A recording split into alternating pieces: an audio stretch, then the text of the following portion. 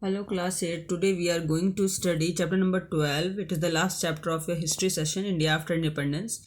In this chapter we study about what are the different types of circumstances, conditions of India after that he got independence at the time of 1947 to 1948 or 1950s.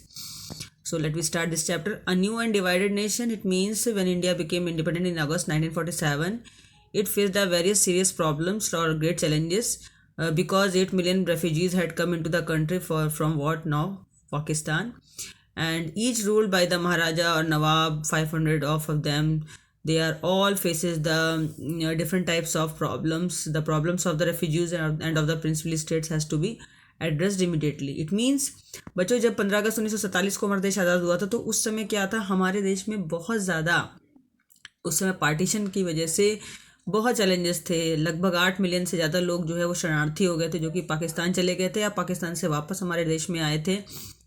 उस समय हमारे पूरे देश में 500 से ज़्यादा जो है प्रिंसली स्टेट्स थी, जहाँ पर महाराजा और नवाब लोग राज करते थे. उनके सामने एक बहुत बड़ा प्रश्न था कि पूरा भारत जो है एकाग्र कैसे हो सकता है, एक न्यू नेशन के रूप में कैसे फॉर्म होगा. और उसी समय जो है सबको इकट्ठा करने की बहुत ज़रूरत थी. और उसी समय इंडिया के पास जो पॉलिटिकल सिस्टम था, राजनीतिक तंत्र था, उस समय उनके पास कई सारे होप थे, एक्सपेक्टेशंस थे हम अपनी पॉपुलेशन से, जनता से. तो जब 1947 में हमारा भारत देश आज़ाद हुआ और प्रथम प्रधानमंत्री जवाहरलाल नेहरू बने, तो उन्होंने देश के लोगों से आह्वान किया कि वो लोग सभी एक साथ इकट्ठे रहें. लेकिन उस समय क्या हुआ, जब पार्टीशन हुआ तो लोगों में बिखराव आ गया. और लोगों में बिखराव आने से जो है हमारी जो पॉपुलेशन थी 1947 में वो बहुत लार्ज थी, जिसमें से 345 मिलियन जो लोग थे वो डिवाइड थे हाई कास्ट और लो कास्ट में. हिंदू कम्युनिटी और बाकी जो है मुस्लिम्स में भी डिवाइडेड थे. और उसके बाद क्या हुआ कि the citizen of the vast land spoke many different languages. हमारे देश के लोग कई सारे डिफरेंट लैंग्वेजेस बोलते थे, डिफरेंट काइंड्स ऑफ ड्रेस पहनते थे, डिफरेंट काइंड ऑफ फूड था उनका, डिफरेंट प्रोफेशंस थे उनके, अलग अलग नेशंस के उनके अलग अलग प्रॉब्लम्स थी. तो उन सभी प्रॉब्लम्स को यूनाइट करके अगर देखा जाए तो हमारे सामने सबसे बड़ा प्रश्न था डेवलपमेंट का, कि विकास कैसे होगा हमारे देश का. तो जब हमारी देश की मैक्सिमम जनता जो है वो उस समय भी और आज भी बल्कि गांव में रहती है. फार्मर जो किसान है, पुअर पीजेंट्स हैं, लेबर्स हैं, ये सब जो है आज भी मैक्सिमम लोग जो है वो खेती के लिए मानसून पर डिपेंड है. और उस समय भी यही प्रश्न था. तो जो नॉन फार्म सेक्टर था, रूरल इकोनॉमी कैसे बढ़ेगी, गांव की अर्थव्यवस्था को कैसे सुधारा जा सकता है. जब क्रॉप फेल्ड हो जाती है तो डिफरेंट टाइप के लोग जैसे कारपेंटर, वीवर, बार्बर, ये सब उनकी अदर सर्विसेज भी पेड नहीं हो पाती. और फैक्ट्री वर्कर्स जो है सिटीज़ में वो भी सर्वाइव नहीं कर पाते हैं. बहुत सारा स्लम एरिया था, उनकी हेल्थ एजुकेशन के से रिलेटेड बहुत सारी प्रॉब्लम थी. एग्रीकल्चरल लैंड की प्रॉब्लम थी, प्रोडक्टिविटी इंक्रीज करने की प्रॉब्लम थी, प्रोडक्टिविटी कैसे बढ़ाई जाए. इंडस्ट्री सेक्टर में न्यू जॉब क्रिएशंस को प्रमोट किया गया. इस तरीके से हमारे पूरे देश को डेवलप करने के लिए बहुत सारे सेक्टर्स को डेवलप करना बहुत ज़रूरी था. और ये एक बहुत बड़ा चैलेंज था. उस समय गरीबी और अमीरी दोनों के बीच में बहुत बड़ा फासला भी था. और इसीलिए इंडिया हमारा बहुत पीछे भी चला गया था उस टाइम. फिर हमारे देश का संविधान आया दिसंबर 1946 में जब, और उसमें 1949 नवंबर 1949 में क्या हुआ कि लगभग 300 लोग जो थे इंडिया के, उन्होंने एक सीरियस मीटिंग की इंडिया का पॉलिटिकल फ्यूचर सेट करने के लिए. उस समय जो है कॉन्स्टिट्यूएंट असेंबली मीटिंग को बोला गया, कॉन्स्टिट्यूएंट असेंबली. और उसके सबसे फर्स्ट जो प्रेसिडेंट नियुक्त किए गए थे वो थे डॉक्टर राजेंद्र प्रसाद, जो हमारे प्रथम फर्स्ट जो है प्रेसिडेंट थे. और उनकी अध्यक्षता में ये कॉन्स्टिट्यूएंट असेंबली जो बनाई गई है. इसके बाद उसमें डॉक्टर भीमराव अंबेडकर ने अपना बहुत बड़ा योगदान दिया, बहुत बड़ा कंट्रीब्यूशन दिया. और उसके बाद जो है पूरा कॉन्स्टिट्यूशन हमारा 2 ईयर 11 मंथ और 18 डेज में बन के तैयार हुआ है. 2 साल 11 महीने 18 दिन में. और 26 जनवरी 1950 को वो लागू किया गया. और उस कॉन्स्टिट्यूशन में सिर्फ एक फीचर को बहुत ज़्यादा अडॉप्ट किया गया है, और वो सबसे बड़ा फीचर ये था कि 1 मैन 1 वोट 1 वैल्यू. यानी कि हर एक इंसान की जो भी 21 साल से ऊपर है उसका एक वोट निर्धारित है, उसको एक शक्ति दी गई है, जो वोट करने की शक्ति, उसकी मतदान करने की शक्ति. और उसको जो है मतदान करने की शक्ति से उसको अलाउ किया गया कि वो हर एक स्टेट में जहाँ वो रहता है तो वहाँ पर नेशनल इलेक्शन होते हैं, स्टेट के इलेक्शन होते हैं, उनमें वो वोट कर सकता है. और उसका एक वोट जो है वो एक वैल्यू के बराबर है. तो जब तक कोई रेवोल्यूशनरी स्टेप, क्रांतिकारी कदम नहीं उठाया जाता तब तक इंडिया के सामने जो है अपने लीडर्स को चुनने की प्रॉब्लम थी और इसीलिए जो है उनकी वोट की वैल्यू की गई। अब उसके बाद आता है कि पहले हमारे देश में क्या होता था कि जो हमारी विधानसभा वगैरह थी वो सब अंग्रेज़ों के कहने पर चलती थी, लेकिन अब हमारे देश में ये महसूस किया गया कि हमारे देश को भी ये एक ग्रांट मिले stages. First only man of property had the vote. पहले ये कहा गया कि नहीं, जिसके पास भी प्रॉपर्टी है अपनी ओन उनको ही वोट देने का अधिकार होगा। उसके बाद एजुकेशन जिसके पास है उनको अधिकार होगा। वर्किंग क्लास मैन होंगे जो वो ही खाली वोट करेंगे, और जो लोग वर्किंग क्लास तो हो थे लेकिन वो पीजेंट ग्रुप के थे उनको बहुत ज़्यादा लंबा स्ट्रगल करना पड़ा। अमेरिका में भी ब्रिटिश वुमेंस, अमेरिकन वुमेंस, इन सबको वोट के राइट के लिए बहुत अधिकारों के लिए लड़ना पड़ा। और विमेंस को पहले राइट ही नहीं था वोट देने का, लेकिन उसके बाद जेंडर कास्ट क्रीड को तोड़ते हुए अब जा कर के हमारे देश में पूरी तरीके से संविधान लागू है कि कोई भी व्यक्ति, चाहे वो किसी भी जाति धर्म का संप्रदाय का हो, कोई भी किसी भी लिंग को निर्धारित करता हो, चाहे स्त्री हो या पुरुष हो, 18 साल से जो भी ऊपर है उसको वोट देने का, 18 साल के बाद वोट देने का कंप्लीट अधिकार मिल जाता है उसको। और वोट दे करके वो अपनी गवर्नमेंट को चुनने में अपने पूरा प्रतिभाग कर सकता है, पूरा अपना भागीदारी करता है। दूसरा फीचर ये है हमारे इसका कि जो हमारे यहाँ इक्वालिटी गारंटी दी गई है कि सभी लोग जो है वो कानून व्यवस्था के सामने सब एक समान है। किसी भी धर्म जाति के लोग हों उन सब को लिए कानून जो है वो एक जैसा ही है। अब आता है चाहे वो मुस्लिम हो चाहे हिंदू हो, सबके लिए एक ही जैसा कानून लागू होगा। और हिंदू स्टेट हमारा जो देश है उसको पहले डिक्लेयर किया गया था, लेकिन जहाँ पर यहाँ पे मुस्लिम भी रहते थे तो इसलिए इसको हिंदुस्तान का नाम बनाया गया। पहले तो कहा गया कि हम हिंदू पाकिस्तान नहीं बनाएंगे, जवाहरलाल नेहरू जी ने कहा था, लेकिन उन्होंने कहा कि इसको हम हिंदुस्तान जरूर बना देंगे और हिंदुस्तान ही फिर नाम रखा गया। अब आता है कि मुस्लिम्स के अलावा सिख थे, मुस्लिम और पारसी थे, क्रिश्चियंस थे, उनको भी ये राइट दिया गया। जैनीज वगैरह भी थे कि हमारे अंदर जो हमारा कॉन्स्टिट्यूशन होगा उसमें उनको भी सेम राइट मिलेंगे। अब आता है थर्ड फीचर की कॉन्स्टिट्यूशन में ये भी कहा गया कि कुछ स्पेशल प्रिविलेजेस मिलेंगी गरीबों को, कुछ स्पेशल उनको अधिकार मिलेंगे, कुछ स्पेशल उनको जो है जो बहुत ही गरीबी क्षेत्र से बिलोंग करते हैं लोग, तो उनको स्पेशल कुछ सुविधाएं दी गई हैं। उस समय कुछ डिसएडवांटेज भी थे, जैसे कि छुआछूत बहुत मनाई जाती थी, अनटचेबिलिटी, और स्लर और ब्लॉट का case, fair name of India, यानी कि ये सब से क्या होता था, अनटचेबिलिटी उसमें बहुत ज़्यादा कारगर थी और कह लीजिए बहुत ज़्यादा फैली हुई थी। छुआछूत से मनाते थे लोग, उससे हमारे देश का नाम बहुत ख़राब हुआ। हिंदूज के टेम्पल्स में हायर कास्ट के लोग जा सकते थे, और जो गरीब लोग थे, जो बहुत ही दबे कुचले थे जाति से, और जो नीच जाति के लोग थे, निम्न जाति के लोग, वो लोगों को कोई अधिकार नहीं था, और वो चौपाल वगैरह में भी सरेआम नहीं जा सकते थे, उनको बैठना उठना उनका बंद था। ये इस तरीके से बहुत ज़्यादा उनको डिस्क्रिमिनेट किया जाता था। इसीलिए गांधी जी ने एक बहुत बड़ी व्यवस्था से चलाई कि उन्होंने हरिजन्स नाम दिया इन लोगों को, जो कि जिनके साथ अनटचेबिलिटी चलाई जाती थी।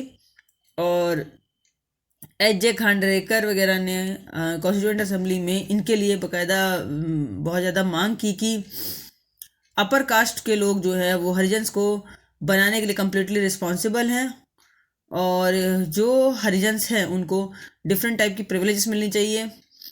अब उसके बाद कई हज़ारों सालों के बाद, कई बार स्ट्रगल करने के बाद भी अब जाके उनको ये राइट मिला है। जो पहले के अनटचेबल्स लोग थे, जैसे आदिवासी थे, शेड्यूल्ड ट्राइब्स थी, उनको रिजर्वेशंस वगैरह जो दिए गए सीट्स में, जॉब्स में, शेड्यूल्ड कास्ट वगैरह को भी इंडियंस में भारत में डिप्राइव्ड और डिस्क्रिमिनेटेड माना जाता था पहले। तो डिस्क्रिमिनेशन के खिलाफ, डिप्राइव्ड पुअर के खिलाफ, जिन उनकी स्वास्थ्य व्यवस्था को सुधारने के लिए, उनकी शिक्षा को सुधारने के लिए उनको ज़मीनों की व्यवस्था दी गई, उनको जंगलों में अधिकार दिए गए। इस तरह उनको बहुत सारी ग्रांट की गई, प्रिविलेजेस को दिया गया। इससे हमारे देश में जो दबे कुचले कह सकते हैं कि निम्न जाति के लोग हैं, उनका उद्धार किया गया।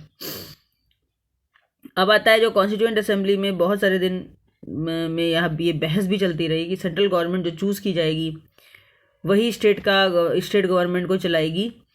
और इस तरीके से हमारे देश में दो प्रकार का जो फेडरेशन आया, अब तो 3 में डिवाइड हो चुका है, जिसमें सेंट्रल गवर्नमेंट आती है जो कि सेंटर में चलाती है, दूसरा हर स्टेट का अलग मुख्यमंत्री बनता है तो स्टेट गवर्नमेंट हो गई, और तीसरा जो होता है वो रीजनल गवर्नमेंट होती है, हर क्षेत्र के हिसाब से, जैसे तहसीलदार होता है, डीएम होता है, तो ये सब जो है रीजनल या लोकल गवर्नमेंट कहलाती है। गाँव के स्तर पर पंचायत होती है,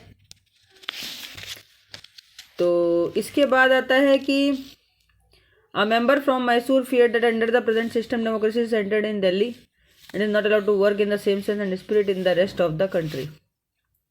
जब कॉन्स्टिट्यूंट असेंबली में बहुत दिन ये बहस चलती रहेगी सेंट्रल गवर्नमेंट को क्या क्या पावर दी जाएंगी और स्टेट गवर्नमेंट को क्या क्या जाएगी, तो उसमें से कुछ ऐसे मेंबर्स थे जो कि सेंटर में इंटरेस्टेड थे और स्ट्रॉन्ग सेंटर को स्ट्रॉन्ग बनाना चाहते थे। तो उन्होंने काफ़ी बहस की आपस में और प्लान किया कि पूरे देश में एक जैसा कानून व्यवस्था होनी चाहिए। लेकिन दूसरे प्रांतों के जो अदर मेंबर्स थे उन्होंने कहा कि नहीं, ये तो राजतंत्र हो जाएगा और हमें फ्रीडम मिलेगी, लेकिन फ्रीडम का असली मीनिंग नहीं मिलेगा। तो मैसूर से लोग आए थे, वो बहुत डर गए। जो मैसूर से मेंबर्स थे उन्होंने कहा इस सिस्टम से तो खाली दिल्ली में सेंट्रलाइजेशन हो जाएगा पूरी डेमोक्रेटिक गवर्नमेंट का, और इससे जो है हमारा सेम सेंस और स्पिरिट जो है वो अफेक्ट होगी। मद्रास के लोग थे वो ये चाहते थे कि इनिशियल रिस्पॉन्सिबिलिटी जो हो वो वेल बीइंग की यानी कि जनता की वो प्रोविंशियल गवर्नमेंट के पास हो। अब आता है जो कॉन्स्टिट्यूशन था वो मतलब हर चीज़ में सेंट्रल और स्टेट गवर्नमेंट में दोनों में ही वो बैलेंस रहता था, और इसी बैलेंस को बनाने के लिए हमें 3 लिस्ट भी बनाई गई हैं, यूनियन लिस्ट, कॉन्करेंट लिस्ट। और यूनियन लिस्ट में ये बताया गया है कि विद सब्जेक्ट सच एज, जैसे कि यूनियन लिस्ट में टैक्सेस है, डिफेंसेस है, यानी कि जो टैक्स होता है उनको लिया जाता है, उनको रखा गया यूनियन लिस्ट में। डिफेंस यानी कि रक्षा के कार्य जितने भी हैं वो भी सब यूनियन लिस्ट में रखे गए। फॉरेन अफेयर्स, विदेशी मामले, ये सारे के सारे रिस्पॉन्सिबिलिटी यूनियन लिस्ट में बताई गई है। और ये भी कहा गया है कि ये सारी रिस्पॉन्सिबिलिटी जो है टैक्सेस की, डिफेंस की, फॉरेन अफेयर्स की, ये सब सेंट्रल गवर्नमेंट की रिस्पॉन्सिबिलिटी है। और उसके बाद स्टेट लिस्ट जो आती है उसमें एजुकेशन का अधिकार, हेल्थ का अधिकार, शिक्षा का अधिकार और स्वास्थ्य का अधिकार, ये सब स्टेट गवर्नमेंट का है।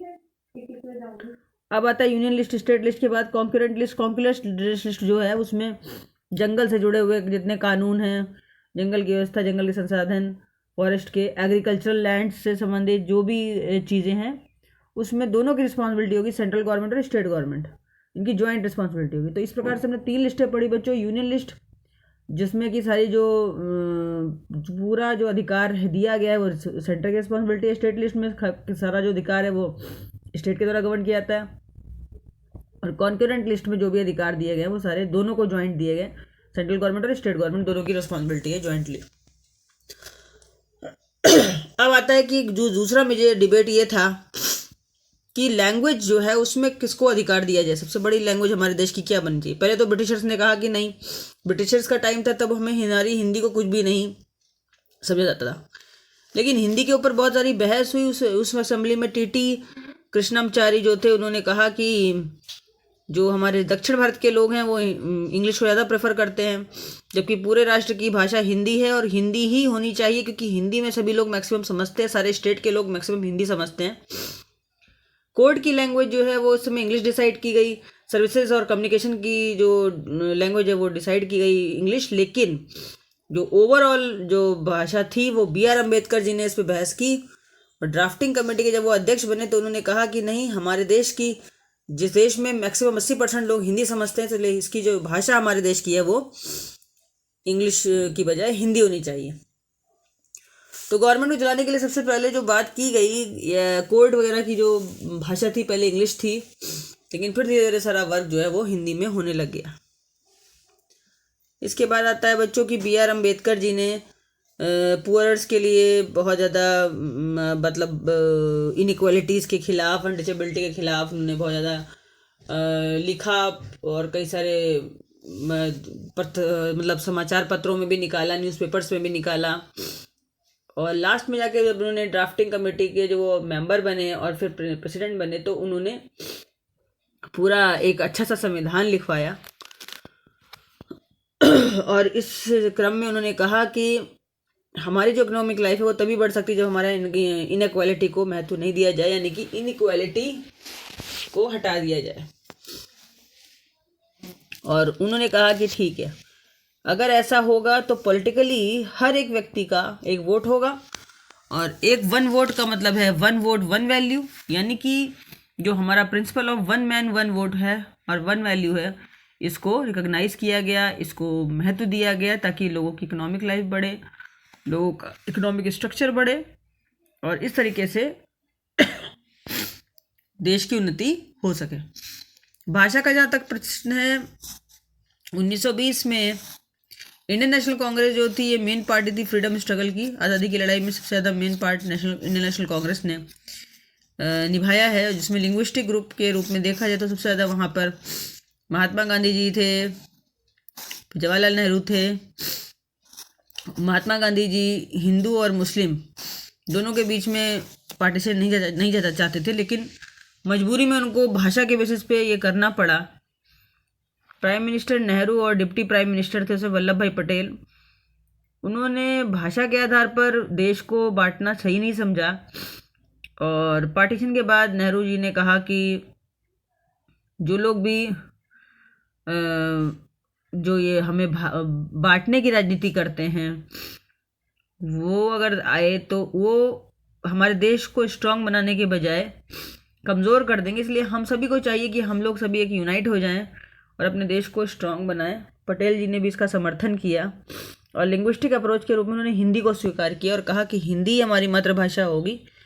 जो बहुत सारे तेलुगु स्पीकिंग लोग थे, जो तेलुगु स्पीकिंग डिस्ट्रिक्ट से, जैसे कि मद्रास प्रेसिडेंसी में रहने वाले लोग, दक्षिण भारत में रहने वाले लोग, उन्होंने इंग्लिश को महत्व दिया, बट पूरे देश में सबसे ज़्यादा हिंदी के सपोर्टर थे। और इस तरीके से साउथ इंडिया में तो बच्चों तेलुगु स्पीकर्स भी बहुत सारे थे। हड़ताल हुई, बांध लगाए उन्होंने टाउन्स में, एरिया में। लेकिन जनरल इलेक्शन जो हुए 1952 के, उस समय सबसे ज़्यादा हिंदी स्पीकर्स के रूप में जवाहरलाल नेहरू भी उभरे और वो जीते भी। 15 दिसंबर 1952 में क्या होता है कि पोटी श्रीरामलू इनकी डेथ हो जाती है, और न्यूज़पेपर में लिखा होता है कि जो न्यूज़पेपर है, the news of the passing away of Sriramulu engulfed entire Andhra in Chaos.